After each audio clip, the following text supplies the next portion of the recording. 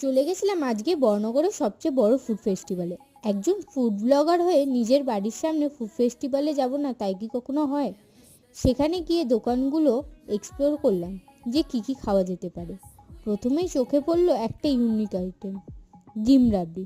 তোমরা নামটা শুনে ভাবতেই পারছো ডিমের সাথে রাবড়ি কে খায়। এরকম অনেক ইউনিক কিছু খাবারের আইটেম দেখলাম। তার মধ্যে ছিল একটা হচ্ছে ঘি চা। এবার বলি ডিম রাবড়িটা খেতে কেমন ছিল? একটুও ভালো ছিল না।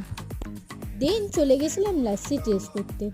লাস্সিটা খেয়ে মনে হচ্ছিল এর থেকে আগের দুটো ভিডিওর লাস্সিটা ভালো ছিল।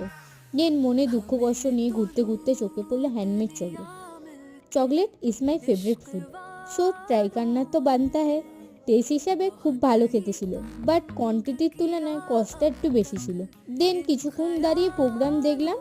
চলো এবার আমি বাড়ি যাই, দেখা হচ্ছে পরের ভিডিওতে।